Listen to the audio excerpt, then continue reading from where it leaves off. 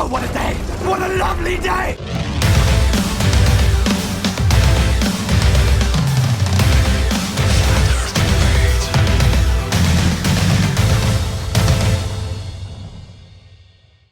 Welcome to Flat Earth Debate, Uncut and After Show. I'm your host Nathan Oakley, and if you are new to this channel, or you've not done so already, then be sure to subscribe and hit the bell notification icon to keep up to date with the Flat Earth Debate. If you'd like to join the community debate, then go to nathanoakley.com and check out the Flat Earth Debate forum. If you'd like to support this channel, there is a super chat that runs alongside each of these shows while they premiere. There's also a PayPal, Patreon and crypto link in the info box below the video. Now before we crack on with the live show, we are actually joined by Paul, so I'll raise the mic on him and say a quick hello. Still there, Paul? Maybe not. I am. Excellent. I do love a Friday, because the show goes out on the second channel to the hardcore audience. The show doesn't get shared by me personally, so I will share it when it goes out with the pre-show, the bit we're doing now, and the after show, as well as the live show on the main channel on Saturday for this show, the first debate, of Friday. So it means that I don't have to find my, share buttons and stick it out on half a dozen different sites. I'll do that when it's premiering, if that makes sense. So it just makes the show a lot more relaxed. And the same can be said after the little stressful bit on a Thursday. So when I switch channels between Nathan Oakley 1980 and Nathan Oakley to do the second live show on a Thursday, from that point on, it's that little bit less stressful, because it's going out live on the second channel to a slightly more limited audience. Yeah, it's still live. Yeah, there's still obviously a similar amount of stress, but it's that much less stressful. So with that in mind, yesterday, I don't know if you were on the panel when this happened, but we had a chick come on and basically do a live striptease on one of the icons. Were you there? I was there. I just wasn't I was distracted, obviously, on the back on my side, but I did hear you guys talk about it. I didn't see anything because I wasn't looking at the computer, on my phone. But I did hear about it. I'm like, Nathan Oakley goes rated R. Yeah. I mean, Anthony at the time was like, don't bother editing anything out. It's right on the border, but I don't think it's anything, that would get you shut down. So I did a few YouTube searches to find, there are videos definitely out there with women's nipples in them. But I thought, well, this isn't that kind of show.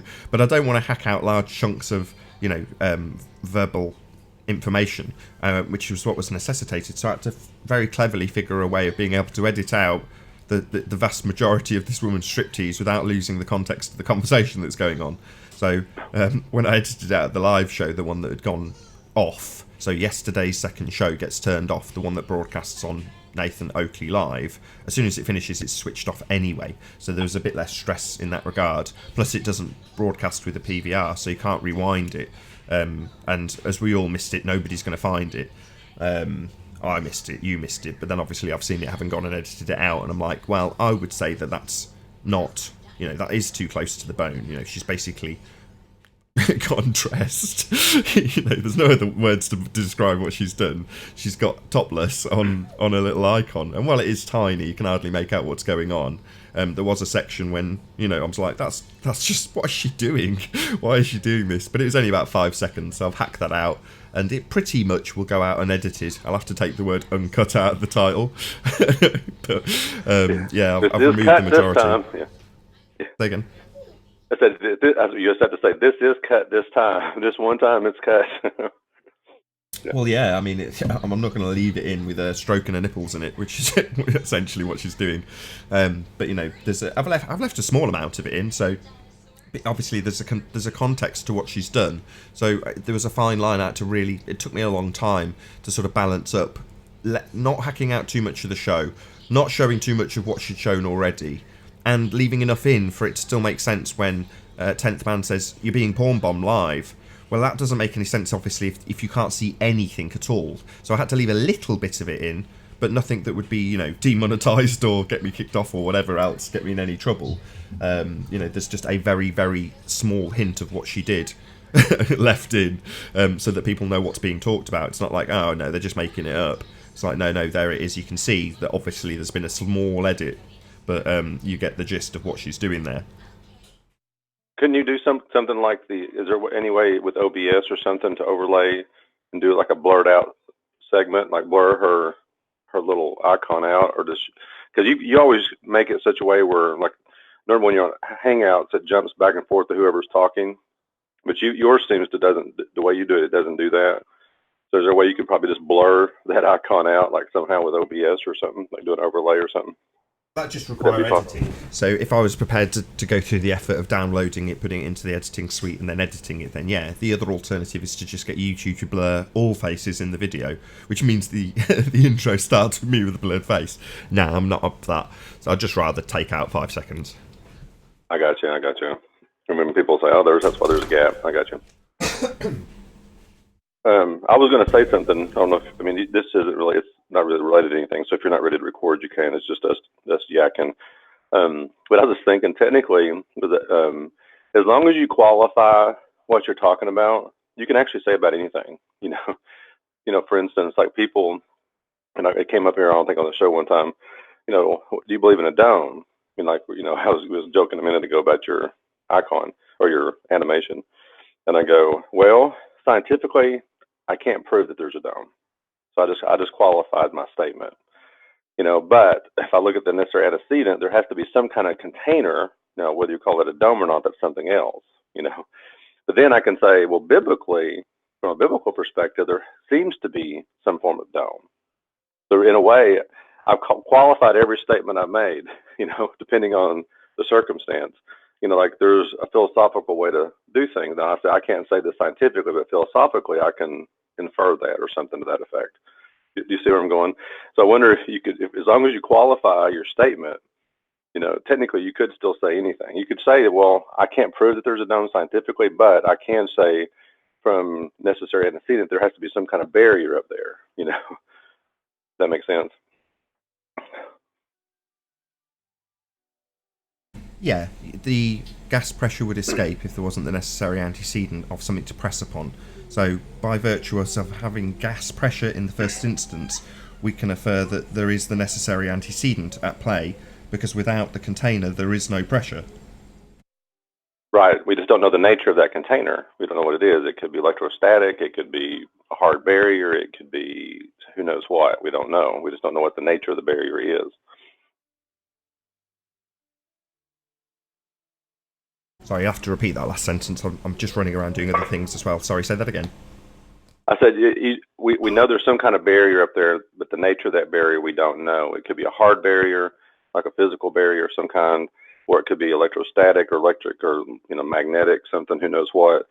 Or it could be something that we've never experienced before. It could be something completely unique, but we don't know because we've never been up there to touch it and see. But exactly. The way I phrase that is, I don't know what the sky is.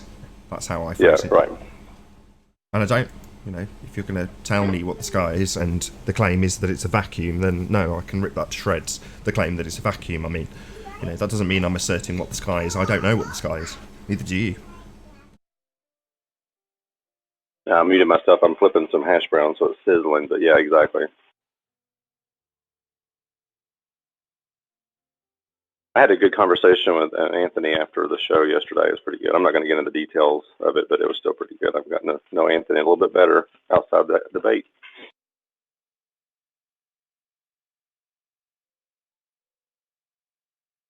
He may well join us. If so, hopefully that conversation will continue. You don't have to paraphrase it all.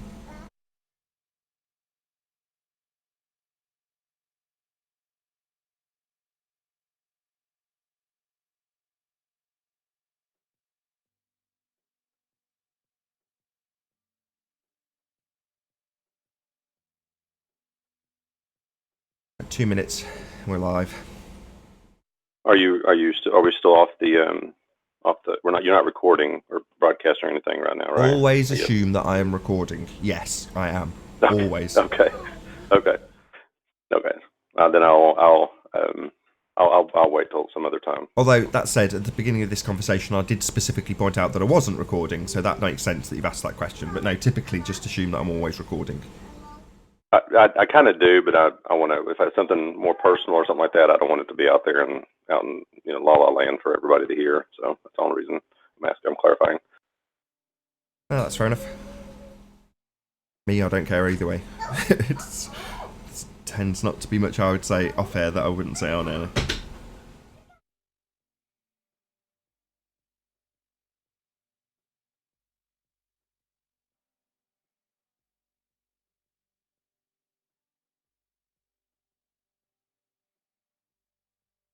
If the Coriolis effect comes up today, the first thing I'm going to get whoever's bringing it to establish is exactly what the Coriolis effect is. In other words, two separate reference frame. So you have a man on a rotating reference frame who throws a ball, and he experiences an apparent deflection because it enters a second reference frame and he continues to rotate underneath.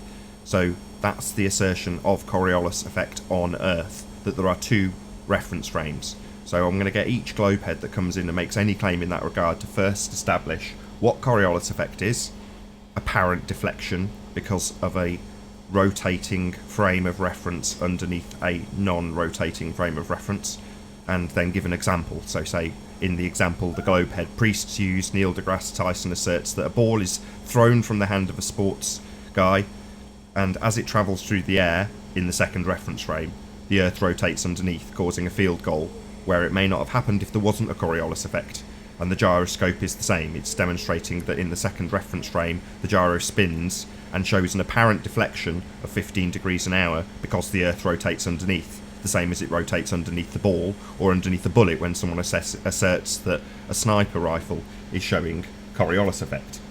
The problem being that as soon as you actually get them to concede that they're talking about two reference frames, and then you say, well, why doesn't the plane deviate? Oh, because there's one reference frame. So I'm essentially going to get that concession from now on. What is Coriolis effect on Earth? Get them to concede the demonstration by someone like Neil deGrasse Tyson, and then say, why doesn't it affect aeroplanes? And they then haven't got the option of saying it's one reference frame. Yeah, the one thing I was thinking about that pilot when he was on there yesterday, I mean, I didn't get a chance to jump in at all, but I mean, you obviously ripped him to shreds, but you have to think about what he's saying. If he's saying vector velocity or whatever that is, and have to first of all define what that is. Airspeed. What do you mean?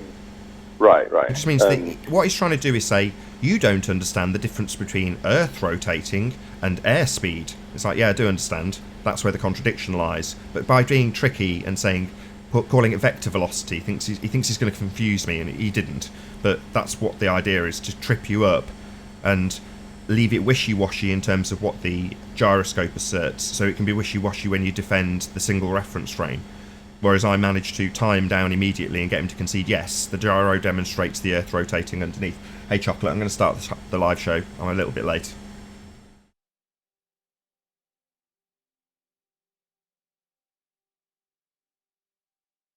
Oh, what a day!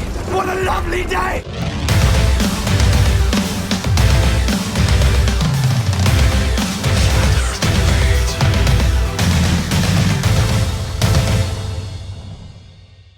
Welcome to Flat Earth Debate Live. I'm your host, Nathan Oakley, and if you are new to this channel, or you've not done so already, then be sure to subscribe and hit the bell notification icon to keep up to date with the Flat Earth Debate. If you'd like to join the community debate, then go to nathanoakley.com and check out the Flat Earth Debate forum. If you'd like to support the channel, there is a super chat that runs alongside each of these shows while they are live. There's also a PayPal, Patreon and crypto link in the info box below the video. Most importantly, if you would like to join the discussion, simply mute the page you are currently watching, then click the link in the info box below this video to join the panel and express your views on the shape of the Earth. If you do join, please don't swear. If you do, you'll be ejected, and if you are, please don't try to rejoin the stream using sock accounts. You'll be warmly welcome back on the next stream. Please also share the show on social media. Sharing the show obviously increases the live audience, but this in turn increases the chances of a more diverse panel, so please share the show. And one last time, if you're new to the channel or you've not done so already, then be sure to subscribe and hit the bell notification icon to keep up to date with the Flat Earth Debate. Now we are joined by Paul and Chocolate Saying. How are you both doing? Good morning. Doing pretty good. Oh, you're suddenly both really quiet. You're okay in the pre-show. Well, I haven't actually spoken to you, like Chocolate. Yeah. Everyone goes shy when the live show starts. That's all that is. I'm not shy. I'm working. You're working at the moment. Maybe just housekeeping between Paul and I. Oh, let's get the link out first so we can actually get some live, maybe some of the guests. Just give me 10 seconds. Yeah, refresh your page if you're already watching. Right, let's do a bit of housekeeping. Any signs of Earth-based curvature? Nope. Signs of Earth-based axial rotation? Well, according to that pilot yesterday, there might have been some. According to the pilot. No, he was getting confused. He claimed that there was only one reference frame and the Earth and the atmosphere travelled as one, when in fact the gyroscope he claimed was a demonstration of two reference frames is then negated by the fact that he's claiming there's only one, just holding two mutually exclusive positions that are contradictory to each other. Quite happy to do so and laugh about it when we point it out. Hey, 10th man. Good morning, all. Good morning. Any evidence of the distance to the sun? No way of knowing. Chocolate? Paul? No, sir. No, sir. I had a bite of food, so no, sir. No worries. Any scientific evidence of gravity? Hey, Ranty. No. Hello. Hello.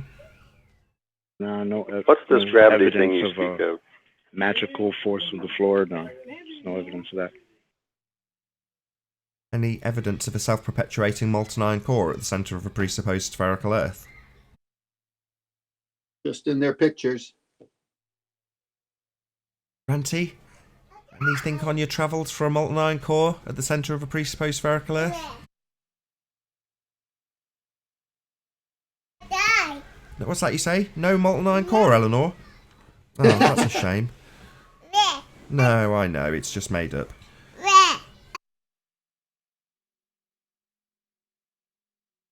What about any evidence of gas pressure being maintained without a container? Absolutely no way. Nope. Last but not least, any evidence of the presupposed R value, Earth radius? R.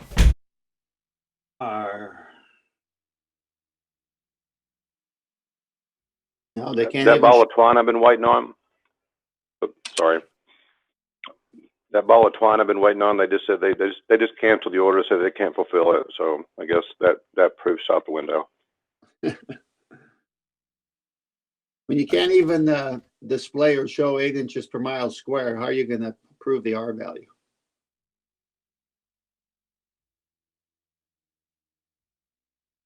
No, right. Any evidence of Earth curvature just comes with the perspective hijacking curve calculations that ignore angular size change with distance and call the effect Earth curve. There is no 8 inches per mile squared Earth curve, only the effects of perspective.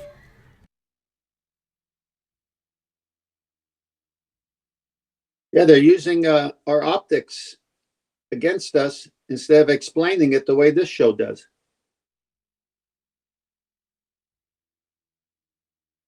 So, I don't know when Ranty gets back to his mic. He called me up quite excited earlier because he'd gone to look for some boats over the horizon videos. How are you doing, Sleeping Warrior? Can you hear us?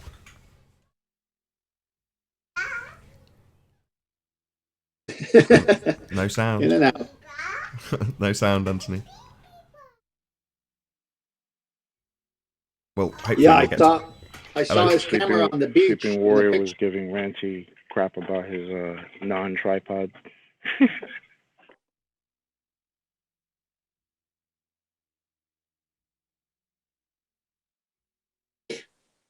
Okie dokie then. So Ranty was telling us earlier about some boats over the horizon videos that he'd found, specifically from Red's Rhetoric, and I'm hoping he's going to show us precisely what he's going to assert, because there was previously an assertion that mirages are actually Earth curve, and that there's an obstruction occurring when things seem to be miraging down upon themselves towards the obstruction, or the claimed obstruction of the horizon itself being the Earth curve, but we don't actually see that effect, and Ranty had found a nice example of that. Hopefully he'll come back to the mic at some point, otherwise this will be me padding with filler indefinitely, talking about Red's Rhetoric. I'm trying, says Anthony. Give me 1 minute, Nath. I'll be ready. Yeah, it was interesting yesterday, Nathan, on the when that fella came on with the gyro question. He waited 2/3 into the conversation before he spilled the beans that, oh yeah, the atmosphere is stuck to the earth and goes with it. He never brought that up earlier. Anthony Hello? making some noise. Am I here? Yes, you are here. Good to have you, Anthony. Nathan, what's the setting I need in Hangouts for setting my microphone through the desk? Set it to aux output of the desk. Voice meter aux out. That's what the mic should be set to. Got Ranty back yet? Oh, we got him sharing. Got him off mic. Oh, excellent. There we go. Now we're talking. All right, over to you, Ranty. Everyone else, if you can pop yourselves on mute. Okay, no worries. Hey, Well, just before you do, hey Arwin, how you doing? Hello. Good to have you. Right, you're on, Ranty, in your own time. well, yeah. I mean, the assertion by the globe that boats go over the curve, and I thought I'd just have a look, and I typed it into YouTube just to see, you know, what would be the first few results. Of course, top of the list is Red's Rhetoric with a video that this boat here, he's filming this boat, and he says it goes over the curvature of the Earth. Well, I saw his edited video, and then he gave a link to the unedited video. So this is a couple of still shots that I've taken from the unedited video. So this is the boat as we would normally see it. You know, if you zoom in, you've got you imagine the guy's probably sat down in this part here, and there's the canopy sort of thing. There's the door, some windows, the sail, obviously. Here's an image later on. So at 3:50:05 on his timing, this is the same boat. Do you notice anything different? Firstly, about the two images. They're about the same, other than you've got this giant, what looks like a door and windows on the one. Yeah. It also looks like the sail is about the same size, but the bottom seems to be a different size. Or a different shape, more to the point, I would say. Yeah. I'm going to elaborate on that with this next image. So what I've done here is I've taken out the image that we get with all the detail in it, and I've scaled it to size so that if you look at the actual sails, the sails are the same height. There's no difference at all. Even the canopy essentially is the same height. But look at this inferior mirage that's happening at the bottom. Can you see how the inferior mirage, firstly, on this canopy, this door, is lower, because there it is on this part here, but it is substantially lower, like it's being dragged down. The image is being dragged downwards, and then we get in the inferior mirage. Sorry to interrupt you, Ranty. Hey, Pumpkin Puff, can you hear us? Yes. Good to have you. Hey guys. Hello, good to have you. So if I open it in, to give you a better indication of that, I'll open it in Paint so that you guys I can show you the lines that I'm going to put in now. So let's do it we'll do it in red. So here we've got line of sight to the top of the sails, yeah? To the bottom of the sail, pretty much scaled to size. You know, you wouldn't say there's any issues with that. The only problem comes is when you're trying to spot this door on this image. So when you're trying to spot the door here, you would expect the door to be in this location here, but it's not. It's actually substantially lower. You know, you're talking it's that much lower to the top of the door, whereas here it's here. So what it's showing is, and then obviously you've got the inferior mirage that runs through this particular image. So I'm going to say that all of that boat is there. It's just being pulled down at the surface layer and turned into an inferior mirage. That's what I see. I hope everyone else can see that. And when he claims that this is the proof of the boat going over the curvature of the Earth, it's absolutely nothing of the sort whatsoever. That image isn't representative of this image. You wouldn't be able to say what this boat looks like from this image. You know, if you took this out here and I asked you to say, what's this boat going to look like? You wouldn't be able to say it looks like this because there's no data in this to get that image. But with the sails, you could clearly say that the sails, you would be able to identify the sails, not a problem. But as for the boat There's no way that you'd be able to say that this boat is this boat because it looks nothing like it. It's just been essentially all the data has been lost. It's been jumbled up. It's now going to an inferior Mirage. It's not in the correct place. It's actually lower than it should be. And there's where your boats go over the curvature of the Earth. It's all optical. Absolutely. I just add one thing to that. If you can just draw one line on the apparent horizon, please. Yeah. That's what they're claiming is the Earth curve. That's what's claimed to be obstructing this boat, if you presuppose you're on a sphere. Now, if that's the thing that's obstructing it, that's not what's happening. We're not losing the bottom of the boat to an Earth curve obstruction. It's being miraged down upon itself, and the rest of the scale of the boat remains the same. Therefore, number one, it's not going over anything. Number two, it is being obscured by what? The leading edge of a sphere? No, that's not happening. Literally, that is not what's obscuring it. Is this accounted for in the Earth curve calculator? No. The only assertion is Earth curve. The only thing they do with Lite is bend it back flat a bit more so you account for super zoom cameras. But is this the leading edge of a sphere causing an obstruction? Absolutely not. Good demonstration. And also, yeah, thank you, Nath. And just one last thing, I just want to be clear with this, that the inferior Mirage drops the level of this doorway here substantially down. It literally, you can see the difference if I try and make that a little bit thinner. This is the line here from the top of that door. It has been dropped substantially compared to the mast. The masts are all stayed the same, but then the door on the inferior Mirage has been dropped drastically down. So anytime that we're trying to sort of like compare like for like with inferior Mirages, we can refer back to this and say, well, this is the effect that the inferior Mirage does. It literally distorts the image and pulls the data downwards. So in effect, if you were to do a blink test on these doors, you could even claim that the bottom of the hull should be here by using that particular logic. But if you use reason and understand that all of the boat is here, it's just hidden behind the inferior Mirage. And this is the effect that the inferior Mirage is doing. It's literally pulling down the visible part of the door here.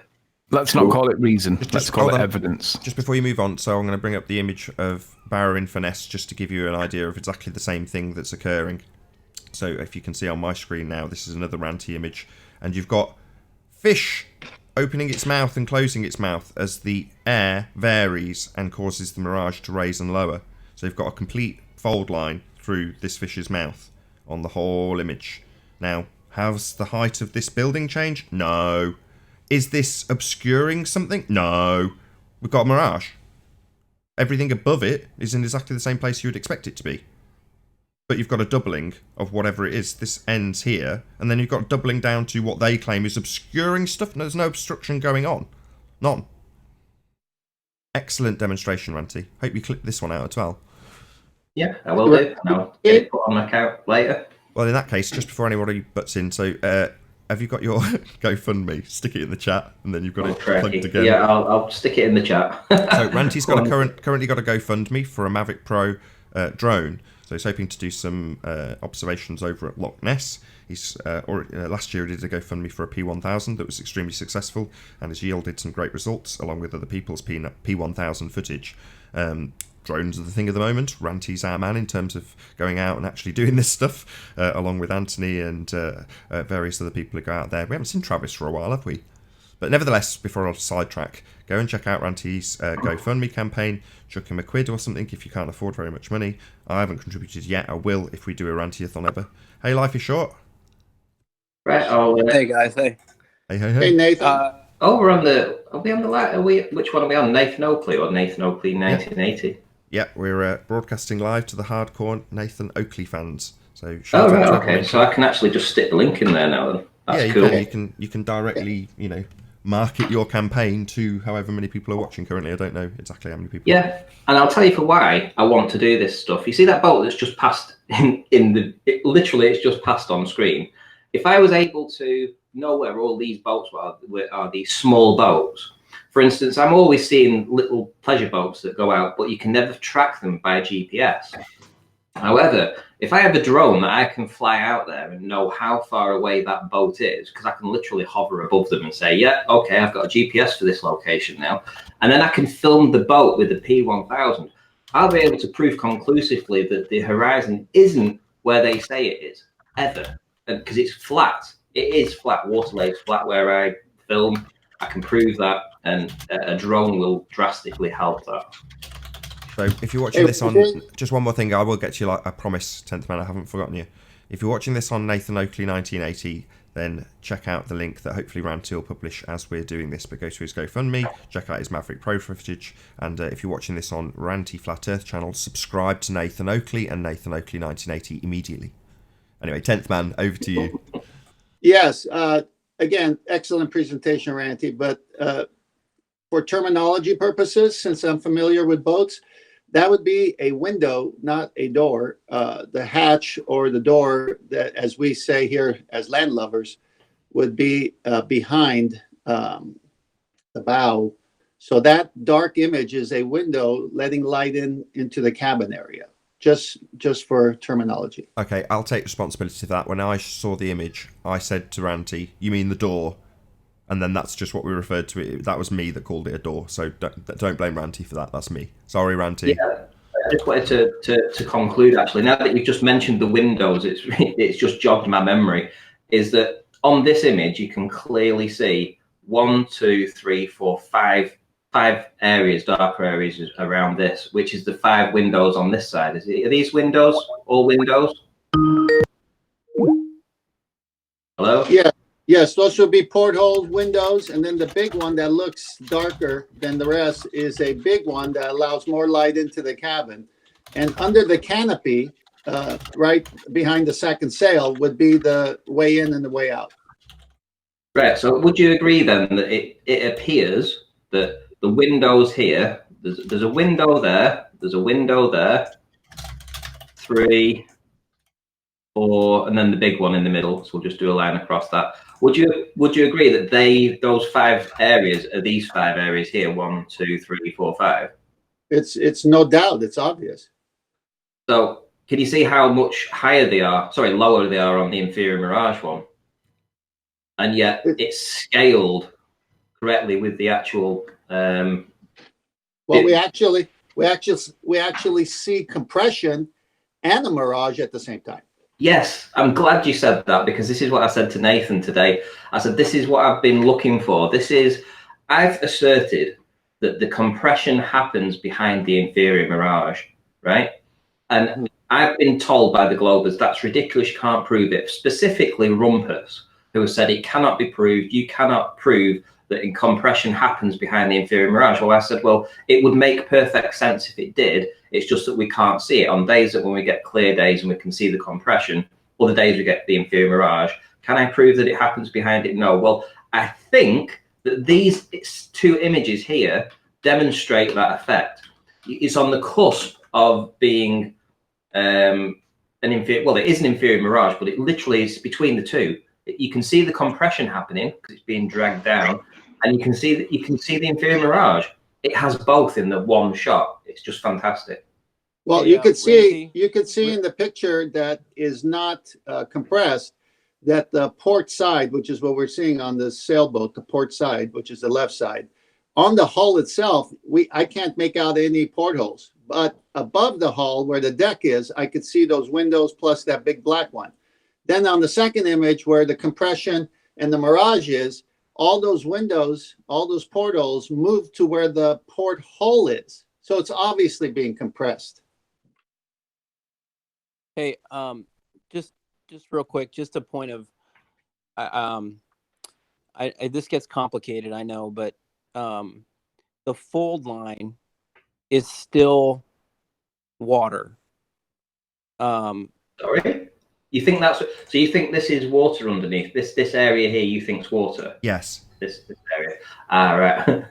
Okay. So it can't block it. It's not like an air layer necessarily that's blocking something that should be there, because in order for that to happen, that apparent water line you have to assume is the true horizon. Okay. So how long have you listened to my work Well, hold on. So what perspective does, right, is it takes all the most distant things from the sky, right, and the distant things from the ground, and they compress towards a vanishing line. So when you look at a landscape, right, you're looking at the sky as it's descending towards the ground.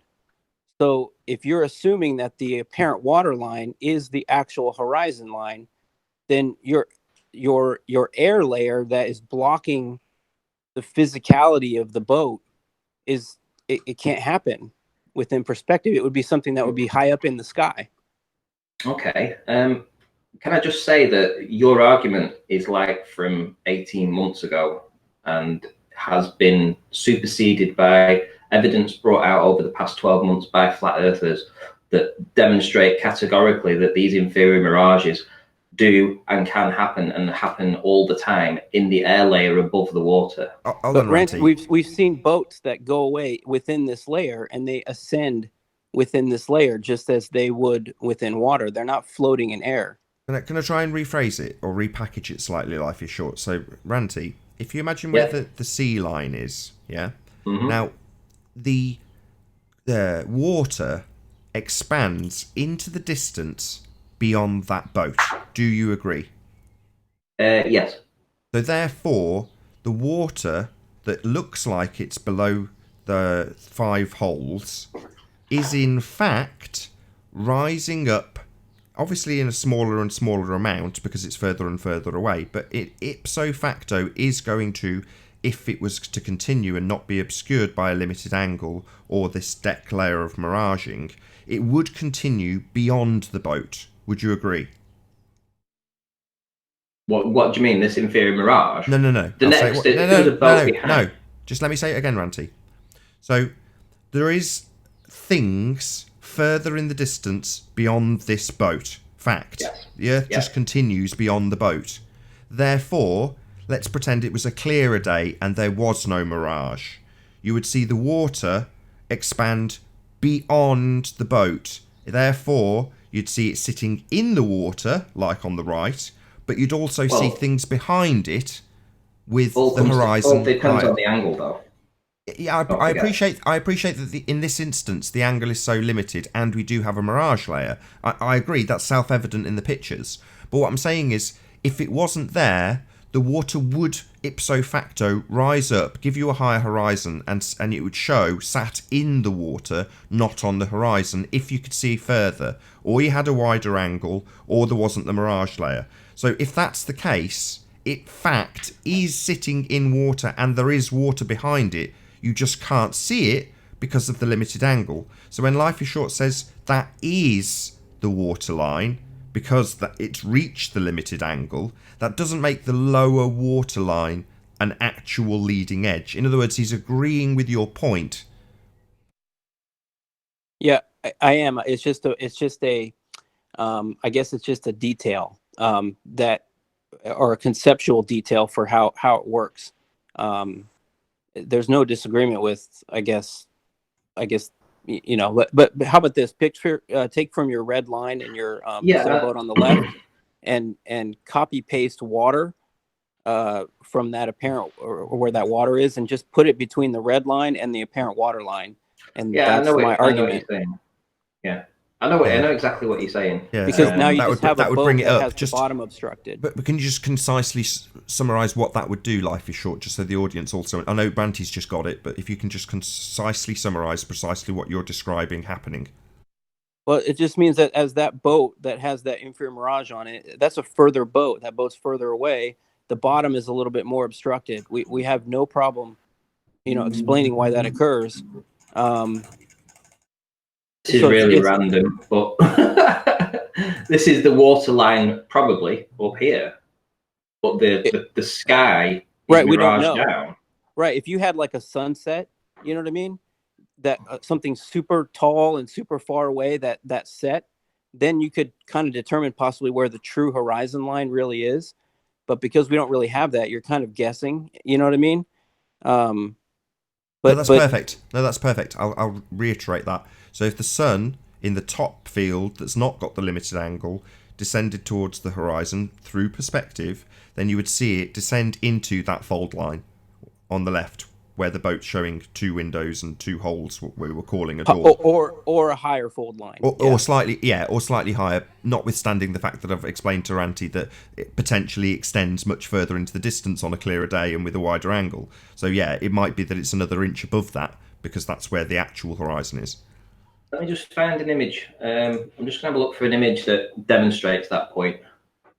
Hey guys, I have to go. I apologize. This is a good topic. I love talking about it. I just unfortunately I can't talk too much today. No, thank you for your input. Keep up the good work, everybody, and thanks for all the stuff you guys do. No, thank you very much for your input. Life is short. Always appreciated. Yeah, thanks guys. Later, Travis. See you guys. Hey Nathan, wasn't it a couple of weeks ago that I think it was Life is Short, or maybe somebody else showed the picture of the 2 fishermen on a boat way out there, and the boat totally disappeared underneath them. It looks like the 2 guys were floating on water. Yeah, that was me. Yeah, that's exactly what Life is Short is saying. Yeah, well put. I'm glad we've had 3 or 4 concise explanations, one after the next. There was a slight disagreement along the line from Ranty, but that's I fine. thought. Well, I wasn't sure who he was in, and the way it started off, I thought, is he trying to say that the water line is, when he's not? What he's saying is the water line is higher than the boat, but due to the atmosphere reflecting down on itself, you can't see it. Exactly. Essentially, it is still extending. It doesn't mean that that's where the water ends, but that's it's a conflation or a confusion between the 2 different viewpoints. So when we're describing that water line, the apparent horizon, it's like, in this instance, the water line is definitely not the horizon, but the claim from the globe Earth is that that water line is the leading edge of a sphere. Now, in the case of the pictures we're seeing, there is definitely land beyond that water line. It's rising up with the horizon. That's the point. We're looking across a flat plane. But for the limited angle and mirage layer, well, the mirage layer is bringing the sky down. Well, that doesn't mean that the actual claim of a leading edge is real, because it isn't. It's part of a mirage for a start. Yeah, I've found that image that I wanted to share with you guys. Excellent. I love these kind of shows. We're in a concise housekeeping, a bit of a rough start with a few gaps, but now we're right into the thick of it. Ah, wicked. I'll shut up now, Ranty. You love this image because it's like it has 2 inferior mirages on 2 separate boats. So we have boat 1 in the foreground, and these 2 parts here are of the same boat, a bigger boat in the distance. But the inferior mirage is much higher up on this one and much lower down on this one, proving that it's an angle rather than the curvature of the Earth. Because let me open this with paint.net. Yeah. Oh. And let's get a line in here. Optical flat. You like this, don't you, Tony? That was Alan. So there we've got the line for the inferior. Let me do it in something a bit brighter than that so you can all see it. I hate this. That's good enough. You can see it. Oh, there we go. There we go. That's better. So we've got inferior mirage on the boat in the background. Maybe a tad higher, maybe we should lower it a tad. And then we've got an inferior mirage on this boat in the foreground. Now, if it was an inferior, if this was the curvature of the Earth, this area here, if this area was the curvature of the Earth, i.e. the leading edge is the inferior mirage on this boat in the foreground, then you wouldn't have had the inferior mirage on the background one higher up. You would have had the inferior mirage on the back one at this height here, which would have meant you'd have seen more of the boat in the background. You'd have seen more of it for a start, and the inferior mirage would have started in this location. But because it doesn't do that, and you've got 2 clear lines of 2 separate inferior mirages, this has to be, from your perspective here, point A, as you're looking at the first boat. So let's go to boat 1. I'm just going to draw a crappy little angle for you. So that you guys can conceptualize. Nathan, you got a super chat. Oh, shout out. I didn't see who it is. So I'll wait. Thank you, Ranty. Arwin, I will look back. I don't want to interrupt Ranty's presentation, though. This is why it's an angle. Point. This is the first boat. This is the first boat here, this white one. It's nearer, and the inferior mirage starts at this height, just due to pure perspective. And you can tell it's an angle rather than the curvature of the Earth, because on the next one, it's higher up. where it appears higher. Now, if that had been the curvature of the Earth, you'd have had just one straight line, like so. Hey, Randy. Yep.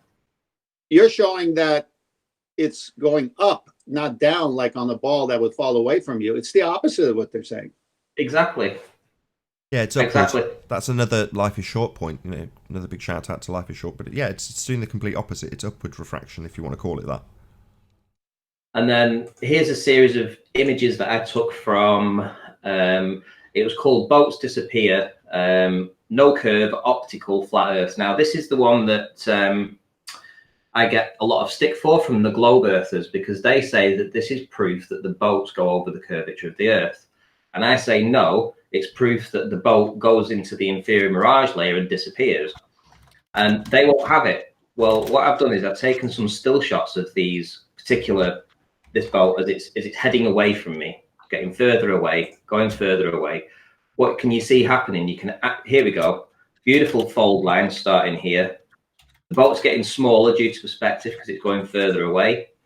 Absolute clear inferior mirage here. You can see the white part of the boat mirage back down on it. And I'll just scroll through a few more images. This one particular is very evident.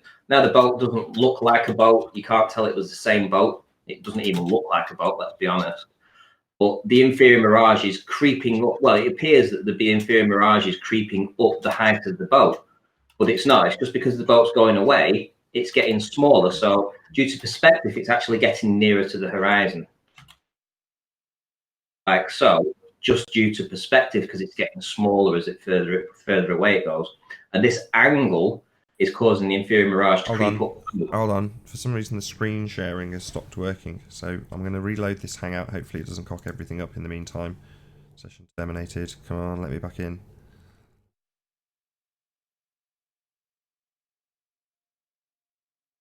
You want to try sharing your screen again, Ranty? Hopefully that'll sort the problem out. I'm sharing screen again, am I? Yeah. If you can reshare. For some reason, I hate doing that when the panel's full because it means I don't get back in. But yeah, if you can try sharing again, hopefully we'll have continued without too much of a delay. Can you see? Shall I go back a few? No, it's just not working. You're going to have to do the same, Ranty. Restart or refresh your page. It's just a glitch that occasionally happens with Hangouts. I've never had an instance where it's happened to two people at the same time. So it's obviously a Hangouts glitch as opposed to a my computer glitch, because it's happened to Ranty. He lost his screen share. I lost my screen share. Hopefully you can bring it back in. Perfect timing as someone else has just joined, so you've got back in the nick of time. How's that? Perfect. Okay. Yep, please continue. Okay, so some screenshots of this boat. I don't know how much you saw, so I'll go back to the first one. I'll just get rid of that so you can't see it. So there's the boat. What's happening is the boat's going further away, so its angular size is changing. It's getting smaller and smaller as it goes off into the distance. What we see in a moment is clear evidence of an inferior mirage starting at the bottom here. You can see the white part reflected down, and you can see this fold line starting in the middle here. It's a little more evident in this particular image. You can see it a lot clearer how white it is at the bottom. The inferior mirage line is here where my cursor is. Now the boat is pretty much undistinguishable. You can't tell, that it would even be a boat. It doesn't look much of anything. It's just being smudged and blurred out. Certainly isn't what you'd expect to see of the image that they portray when a boat goes over the curve. Nice, clear, crisp images. It's not what we see. So this boat is getting smaller. So due to the fact that its angular size is getting both width and height should be getting smaller, this boat is, as it gets further away, getting nearer to the horizon. It's getting smaller and nearer to the horizon because it's going further away. And what's happening is it goes further away. It's slowly going down. It's getting nearer to this inferior mirage line here, this angle. You'll see it in this particular image. Can you see now it's almost got rid of all the blue on the boat, and we're just basically mirroring white up and down. And eventually, here we've got another image. Eventually this boat will just merge into the inferior mirage. And this is the last image that I just showed you, which was this one, where you can basically not really see anything of the boat. But when you highlight it, you can see the top part of the mast here, the bit of the boat here, and you can see a clear inferior mirage line there. So all this here, all this area underneath the red line is atmosphere. And the boat itself is still all visible, or should be all visible, if it wasn't for this atmosphere here underneath it, causing the inferior mirage. No boat went over the curve, Nathan. An excellent presentation, Renty. Wonderful. Right, Wonderful. there's a few guests to say hello to, so I'll do that first. So, how you doing? Who was first in? I think it was Warren. How you doing, Warren? I'm alright, Nathan. Jolly good to have you. How you doing, Chris? All right, Nathan. Good, Hey, Nathan. Warren. Hey, Who's Chris? I mean, Red Rhetoric. There you go. So, Oh my god. I'd like if I could add to Ranty's presentation. Push can. I mean, I don't know if I need to. It's just I would just be beating the horse to death, as they say. But yeah. So that is. I've been working this morning, so I just logged on, but I kind of caught Ranty at the end there. But if I can, I'll just do a quick presentation just to reiterate what Ranty was saying. I don't really have anything totally new to add, but it is a really great point, and it's one that I put a video out, I don't know, a week or two ago about it, but got my screen up. So this, I don't know if you've seen this picture. This is a picture that Jose took. It's not letting me zoom in. Let me see. I'll have to use paint or something. So yeah, same thing. So we have an observation here of varying distances to different objects, and depending on the distance, the fold line, the mirror line, starts either lower in the frame if the object is closer. So here you see a bird in the near foreground, and this is less than 6 miles away, maybe 4 miles, maybe 5. This line is about 6 miles away. So what you're saying is the bird's got its own horizon line because it's so close? That's correct. Because it's on, this is the point of plane that the bird is on, right? So it only makes sense when you deduce that the point of the plane you're on is where your horizon is, right? The horizon on a flat plane is the vanishing point. Well, the vanishing point right now is here for the bird because that's where the mirage is. And as you go further up the plane, as Ranty was pointing out, the mirage line also increases in height, or appears to increase in height, because you're on a flat plane. So look here, you're going up 6 miles. You're going up to now 6 miles, and look how much higher the mirage line is.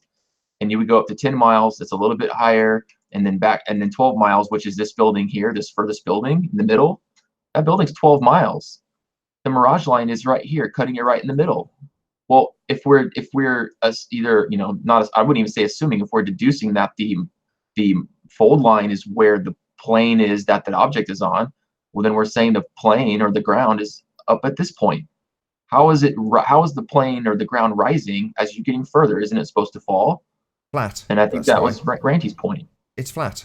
I'm glad we're getting to the point now on this show where you did it earlier, where you point out the obvious. It's doing it because it's a flat plane that we're looking across. That's why this effect is obvious.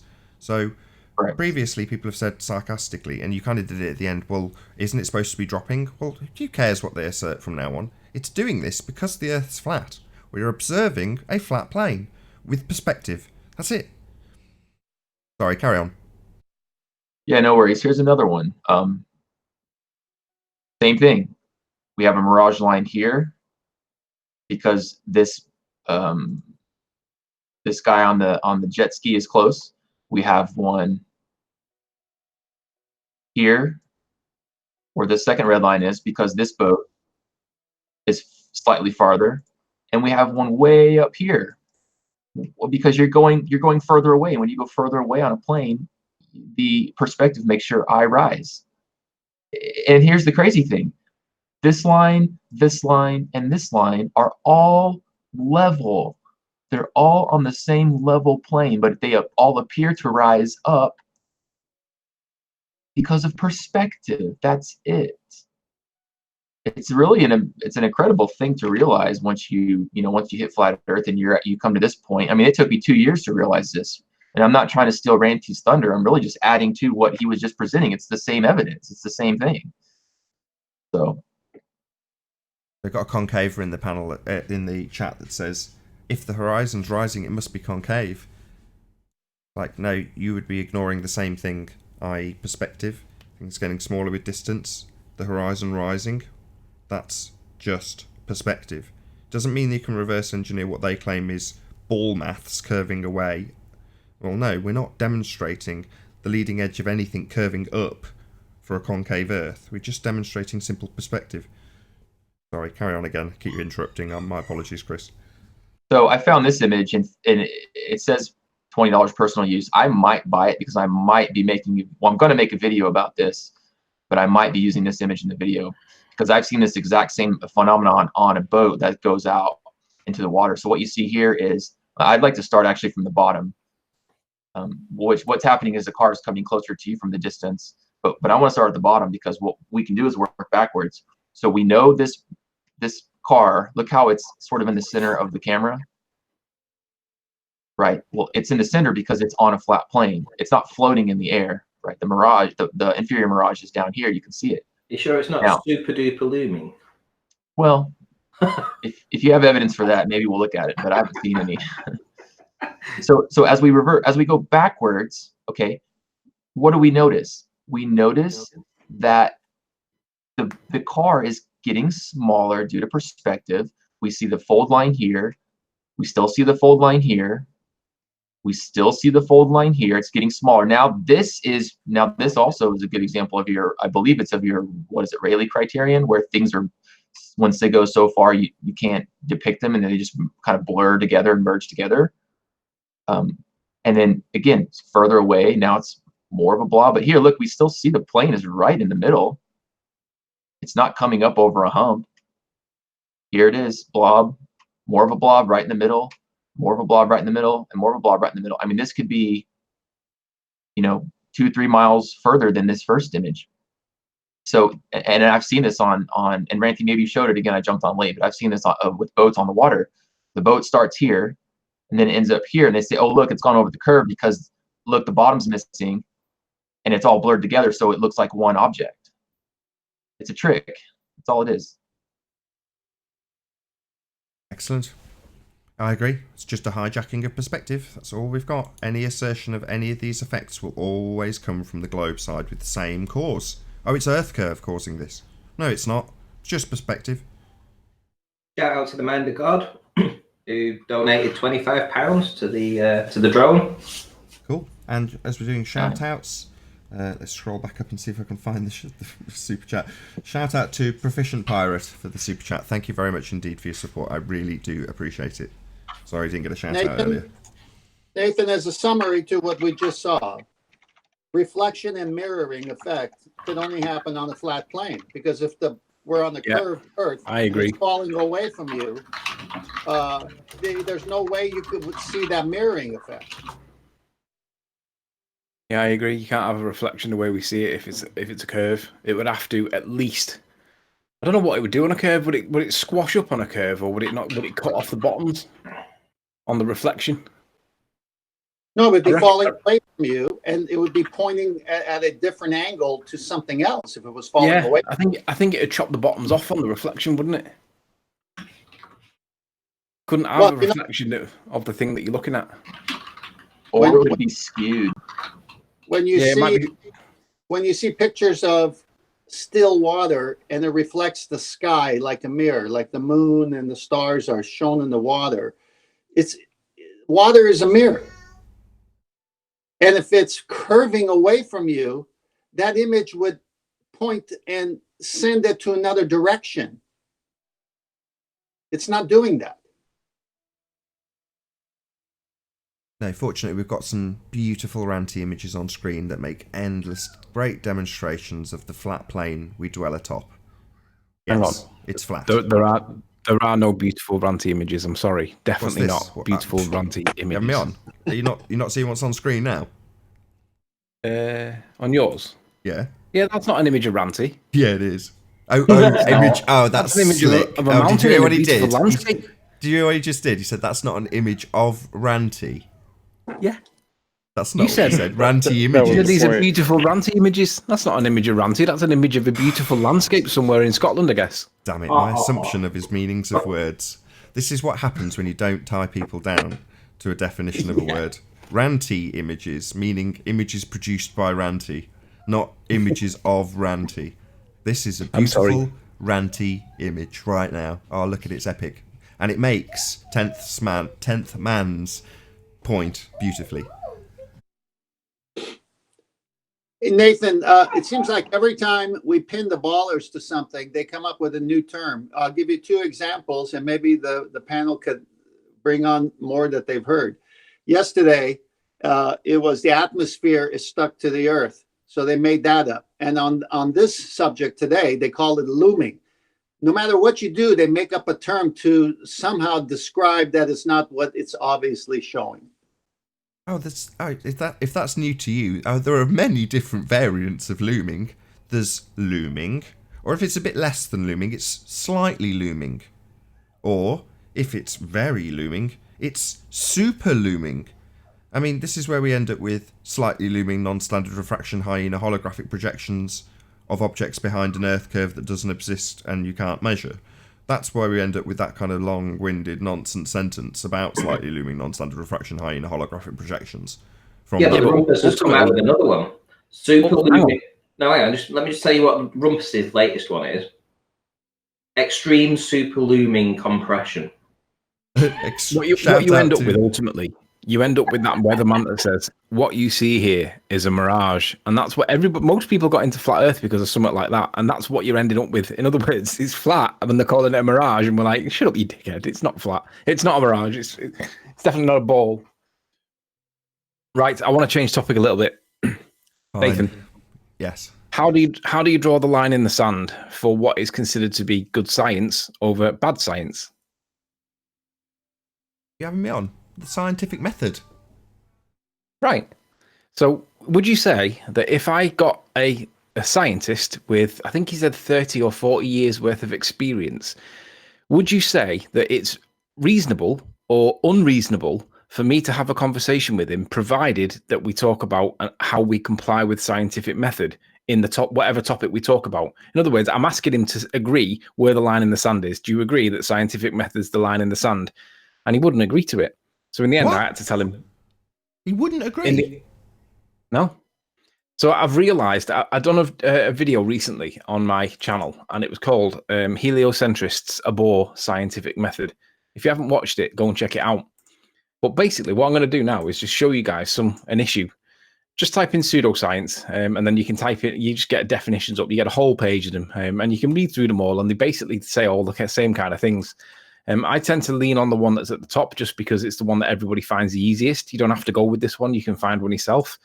I've presented this loads of times before. A collection of beliefs, heliocentricity, or practices, heliocentrism, studies of the Earth, mistakenly regarded as being based on scientific method. So in my most recent video, which is density is a demonstrable force in scientific method. Relative density is gravity. This gentleman joins the comments, and his name is Professor Phil Bell. And basically, he said something at the beginning, and I said, what does that have to do with the point of this video? I don't think he even watched the video, but I'm looking for the part where he says he's a scientist of X amount of years experience. There we go. I've worked as a practicing scientist for over 40 years with numerous investigations, experiments, and demonstrations under my belt. On that basis, I can assure you that there are many strategies one can employ that constitutes doing science. And I said, I asked him for a definition for pseudoscience. And then he said, your request is trivial and irrelevant to me. Surely we can start this discussion at a higher level than that. I said, it's absolutely fundamental to science that we can distinguish between pseudoscience and good science. Why on earth would you say it's trivial unless you knew that your skills fell into pseudoscience? Now, at this point, I don't know what he does. He's just telling me he's a 40 years experienced scientist. And he won't agree to it. No, it's not. Have you practiced as a scientist? You should know the definitions are mere semantics. My question is simple. If you disagree with the standard models, why? And he wants to move off this, and I'm not letting him. So I gave him a citation from Anne-Marie Hemmenstein, PhD, and that's more credible than me and probably more credible than him. Words have got precise meanings in science. For example, theory, law, and hypothesis do not all mean the same thing, da-di-da-di-da. And I said, I don't care to talk with you unless we can agree that we will be adhering to scientific method. I don't waste my time with fake science. Can we agree to adhere to scientific method or not? Does anybody see a problem asking a scientist to adhere to scientific method in a discussion? Because I don't. Science is the scientific method. Yeah. So he says, do you mean, does the evidence I rely on conform to good scientific principles? Of course it does. And I says, no, you missed the bit I rely on for the third time. Can we agree that whatever we discuss has to be based on scientific method, not based on good scientific principles, which are subjective and they're very and blurry edged. And he says one thing, I say another, and he says, I'm a scientist with 40 years experience. We thankfully have a framework and it's called scientific method. And I've said, no, can we agree that we have to base it on scientific method, or it falls outside of that and by definition is pseudoscience? Agree or not? And he won't do it. I agree that evidence should be based on good scientific principles. No, good scientific principles is not the standard. The standard is scientific method, because good scientific principles, again, are subjective. You can move the goalposts. And then he starts trying to move the goalposts. And I said, look, I'm being very explicit with what I'm asking. The line in the sand is drawn, is defined. I strongly suspect you won't agree to that standard because you know heliocentricity is pseudoscience. Last chance. Is the standard scientific method or not? Ignore this guy. I've deleted his comments. So I gave you my interpretation. This is the problem. I gave you my interpretation, which I'm pretty certain concurs with all scientists that I've come across. It's your choice whether or not you want to disclose your ideas about the solar system, yada, yada, yada. And basically, I said, you refuse to accept the standard that we are told is the line in the sand. I can only assume that you are a pseudoscientist presenting yourself as a scientist. Everybody in science seems to do this unless they comply with scientific method, and then they are actually a scientist. Anybody else is probably practicing technology, not practicing science, but believe or pass themselves off to be. Now, in one of his previous comments in here, he tells me what he does. Now, this is why I wanted to pin him on what the definition was for what standard we're going to accept. Here we go. And this is what he says. The best evidence I have is the reliance on this phenomena, whatever that is. Specifically, my team puts satellites into polar orbit, which is a configuration that ensures the satellites cover the entire Earth. Well, why did MH370 go missing? And during a specific time period that is achieved by a lateral rotation of the Earth whilst the satellite orbits from pole to pole at about 85 degrees inclination. This configuration is impossible. So that's why he won't agree to scientific method, because he does stuff what he believes to be satellites orbiting the Earth. So he can't agree to scientific method. And basically, I realized that, and I just wrapped the conversation up because I just said, look, satellites is not science, it's technology. And that's why he won't agree to it.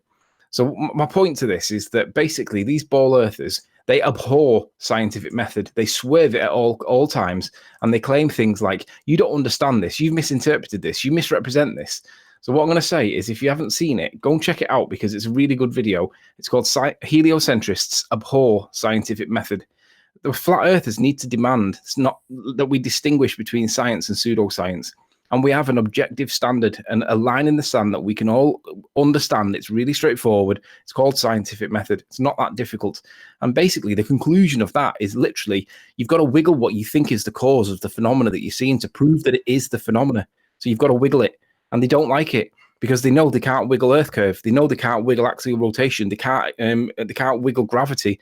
But they all tell us that these are the things that are called science.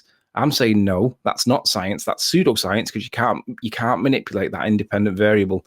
So anybody on our side that gets challenged by any form of science, apply scientific method to it. Ask them what was the independent variable and how did they prove that it was the cause of the effect? Because you've got to wiggle it. And they can't do it, they won't do it, and they never will do it, and they always have to concede. They won't concede, they'll say that you're stupid and they'll gaslight you in front of their friends. But we all know scientific method is the standard. Let's make sure we ram it down their throats because this is where we win. They've got to concede that heliocentrism is pseudoscience. I'm done. I just want to add a couple of things to, you mentioned experiments. Well, what are experiments? Well, they're hypothesis tests. So they would establish an independent and dependent variable relationship, a cause and effect relationship. That's what he said he does. Experiments. So If you've done experiments, established cause and effect relationships, IV and DV relationships, then you'll know exactly why Anthony is asking for this. Secondly, he said it's just semantics.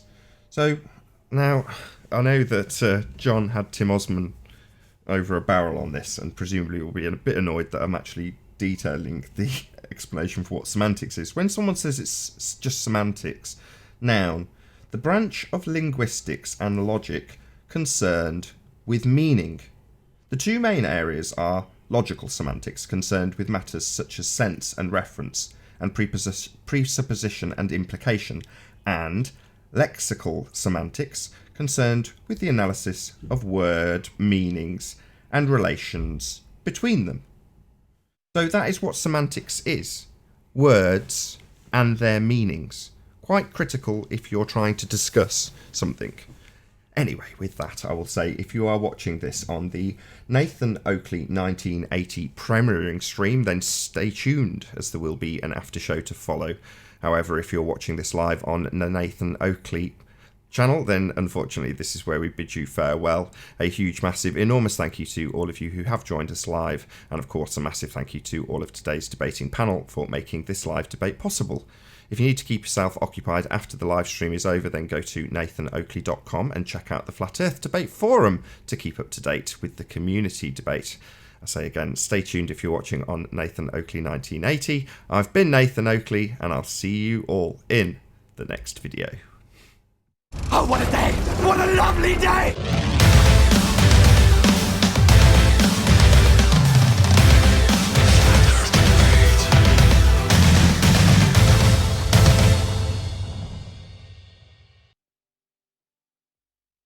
Well done. Can I summarize what I think you were saying and then get your opinion? Wiggle it just a little bit. That's all you need. Hey, by the way, that was a great trick corner shot that Liverpool had at the end for that goal. Oh, fuck. I thought you were going to summarise the point. Anyway, what I want to summarize is what you said. When science first was being identified and categorized, it's the scientific method that we all have just said. And as Nathan explains each time, that's the way it started. Then when it didn't please them because the outcome didn't give them what they wanted, they went to pseudoscience. Yeah, that's what they have to do. That's why heliocentrism only exists in pseudoscience. It doesn't exist outside the realms of science. That's why. But basically, what if heliocentricity doesn't exist within science, then it means everybody should be saying, well, what the fuck do we live on then? If you can't prove it's spinning or round or gravity or whatever, then what are we living on? Because that is the difference. That's the line in the sand, and we need to ram it. I think you're right there. That's why they have phony pictures from so-called space and ISS and astronauts on wires, because when they try to apply the scientific method, they can't prove it, so they go to pseudoscience and then they put on the big show. Yep. Yeah. Well done. When you say about ramming it home, I mean, essentially that's doing it every day. And if you think about this show, I mean, we must be on 900 shows now. So probably from around about show 200, we started talking about perspective. And that's why we've gone on about it for so long. And that's why the Globers have conceded now this point over perspective. And it's because it's been every single day.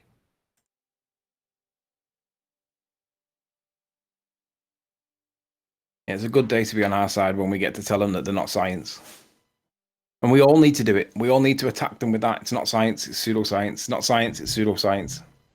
You can't wiggle it. You can't have science. Well, science, the etymology for science is knowledge. You can't have science without discrete ideas separating themselves from other discrete ideas. The terminology is very important in science. If this guy won't even stand on terminology, he's a fake. Yeah, but it's not about ideas. It's about proving a cause and an effect relationship. If they're going to claim that science proves that we live in a sphere, well, where is that science? Because it can't manipulate to prove that the Earth turns to cause sunsets. Can't manipulate gravity to prove that 50 million to 1 ratio is the reason why we're all stuck on the ground. They can't prove that curvature is the reason why boats are going over the horizon, because they can't manipulate the curvature. So that science can't do it by default, by definition. That makes it pseudoscience. So we have to infer it, and that's not good enough. If we can't prove that we're on a ball, why are we getting taught it? Because they have an agenda. Well, they're using the terminology to grease the skids of their claim. So you have something that gives you an empirical cause at the end of the process. That would be the scientific method. Wonderful. If you to assert that you've established something, you've got a definitive cause. It's empirical. That's why it's formulated the way it is with an alternative and a null. So it's a great method. It's very narrow, but it gives you an empirical outcome. Well, if you want to assert something that is not empirical and use a different way of asserting it, it's very useful to say science or hypothesis or experiment, the most abused word of all. And then at the end of an experiment, people will expect, having been educated in what the scientific method gives you, that they've got an empirical result. When no, they're just using that word science to grease the skids of their claim. Yeah, it's raping science. I was listening to Arwin chatting with Peanuts Clark, and Peanuts was saying that he's asked Mark Sargent to stop saying his opening sentence in the beginning of all of his shows. Basically words along the lines of there's a war with science. War on science, yep. War on science. And I'm like, well, there is a war on science because there's a lot of people claiming to be demonstrating or practicing science, and they're not. They're practicing technology and passing it off as science. So what we're trying to say is, listen, science guys that are practicing science, why are you not distinguishing real science from pseudoscience? Because this is not acceptable. It's misleading people into thinking that we live on a sphere when there doesn't appear to be the evidence to prove that that's actually true. Why is that being allowed? Are you turning a blind eye? So there is a war. It's just making the science guys distinguish themselves against non-science, pseudoscience bullshit. I don't agree with Peanuts in that context, but I understand his point. We shouldn't really be at war, but on the other hand, we're being raped by pseudoscience masquerading as science. It's like the Scout and I was going to say the Scouts of the Nation. I've got a pipe up here. Jaron does the same thing. I tried to weasel it in without causing too much offence on yesterday's show.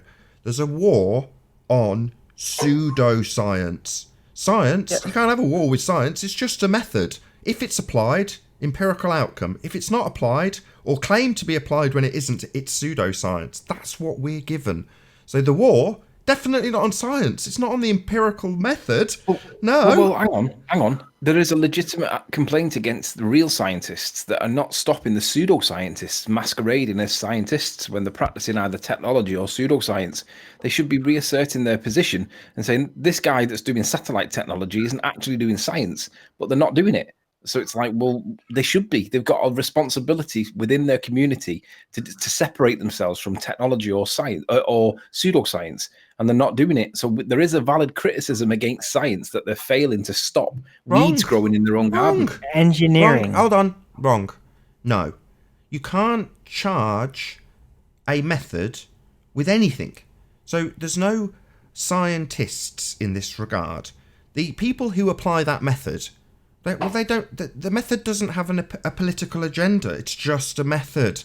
You're reifying it. Just because there's people out there that can practice that method doesn't suddenly mean they have to be charged with a political agenda. Oh, you've used that method to come to a conclusion. Oh, well, you must defend the people who hijack the term science and make claims where they don't have any. Well, no. All we need to do is ask somebody who claims science to prove science. So our war is not with science. It's on our side. Our war is with pseudoscience. People pretending to be science. People who claim to be using science when they don't. But the people who actually do, well, they're not responsible for anything. All they're doing is applying a method. The method doesn't have a political agenda behind it. Yeah, but Nathan, what about the doctor that's been through med school, that's been practicing for 20 years, and there's somebody else that's not a doctor, that didn't go through the med school, that's not adhering to the methods that he was taught and trained, who's practicing, who's playing himself off as a doctor? Why shouldn't it be expected that the real doctor calls out the non-doctor in the same way that science should call out non-science? Let me answer. Why should being skilled as a surgeon, for the sake of argument, mean that your skill with a knife is actually politically linked to somebody who's out there as a quack pretending to be some sort of plastic surgeon when they have no skill with a knife? So your responsibility, because you're skilled with a knife, is to pick it line the people who claim to be that skill that you have. No, that's outrageous. His skill is with a knife. That's it. If your skill is application of the scientific method, that's it. You're not responsible for anything beyond that. And all I would ask that anybody that claims they are performing that method actually do so. And if they don't, I'm quite happy to be the one to label them as pseudoscience. Leave the scientists do it. They're too busy doing science. You know what I mean? But what about the body of science? I can That's the point. concede and agree that it That's is a the moot point. Let me just. worthy of I've got to discussion. answer Arwin. Sorry, Anthony. There is no body of science. Science is a method. To reify it into a body, or say that it's got some political agenda, or that the people who apply it have got to do something as a result of their application of that method, is nonsense. It's just a method. What Nathan is And how saying, about the spirit of science then? what Nathan is saying, in my opinion, is that the scientific method is so discreet and so unbiased and so non-political because it's a method. You can't put any opinion on it. You either do it and then validate it, and then everyone else could take that and repeat it, or you can't. So what we should do then? How do we? I totally agree. I totally agree with the whole setting, but there's still an issue though. What do we replace the colloquial cultural designation of science with? It's got a term already. Pseudoscience. No, but there's still some. Look, there are scientific facts out there, right? That have been established through the scientific method. So, how do you address that, and how do you address the people that typically work with that and theorize with that and expand upon it? Just told you, it's already got a term. You ever heard of the concept of having length, breadth, depth, and time? What? Yes, would Yeah. be a sufficient answer. If you've heard of Einstein's, just say yes, someone. Yes, I heard it. Right. That concept, pseudo-Romanian for space. Pseudo. So it has a term, pseudoscience. However, the pseudoscience practitioners, the ones who do not establish cause and effect, the ones that do not have an empirical outcome, those people still say science as opposed to pseudoscience, which is what they are. So it has a term, they just don't like that term because it doesn't have the same weight, the same gravitas, if you will, as science, the empirical method. Just a method, if adhered to, gives you an empirical outcome, one way or the other, proves or disproves, validates or invalidates your hypothesis, your presumed cause. It either says no, it's not, or yes, it is. That didn't actually address my question, though. It's a good point. I He said, agree. what do we call it? He answered When his people first say... question. Well, Hold on, how do I you heard you, designate- hold on, let me just answer. What? You said it doesn't address your question. Your question being, what do we call what they currently declare as science? Well, No. That was not the question. You said, what should we call it? What is proven, and the people that deal with it and theorize and expand upon it on the That real. wasn't not what you the said. Speculative. yeah, that's the not what he super- said. That's not what he said at all. What you Then what said, do we Darwin, call was it? what do we call the stuff that's not science? No, that's not what. Repeat no, it. What do No, we repeat replace your the question. colloquial terminology for it? Because it's a overgeneralization, and pseudoscience has been placed within it also. But the real science, the scientific method-based science, it is still out there, and there's still these scientific facts, right, that are proven. How do you address that and the people that do deal with that? The real. Can I answer? If it's a, let's put it in quotes, scientific fact, then it has gone through the scientific method Yes. for it to be a scientific fact. So no issue there, Arwin. If it's scientific and has adhered to the method. So a scientific fact doesn't need any change in terminology. It's just scientific evidence. That's it. That's what it always was and always will be. Now, unfortunately, the term science is really narrow. Now, luckily for us, the term pseudoscience is overarching, broad, wide, can be applied to a lot of things. Isn't that lucky? This show has applied the scientific method by saying, and Nathan, you've said this as well as others on the panel, you cannot prove Earth is flat or Earth is round using the scientific method. We're being honest with it because you can't manipulate it. The other side does lie about it, and that's why they're pseudoscience. Well, ballers have said that too. Right, Yeah, Brian? but they keep using the term science. I think that's a colloquial thing again. It's the cultural connotation. It's the cultural science, not the scientific method science. It's been introduced, I think, through futurism into common popular culture. Riley, I think you should play that quote again by Jem. It's no different than a religion changing what the Bible says, taking control of people by what their religious beliefs are rather than what the Bible teaches, and doing that for hundreds and hundreds of years. It's no different than that. Right. It's a secret religion. A mystery religion at that, really. That's the technical version of the religion type. It's a mystery religion. And the priesthood hold the mystery. That's how it came into being officially, historically, even in India with Hinduism. It's a mystery religion. The priesthood holds the secrets. Well, that's their motive, so they can have control over people. Go to the motive of why they do all this stuff. Why isn't it clear and plain to everyone? Because they want to have control. They want to be the gatekeepers of everything because they can control money and have power. This is all about that.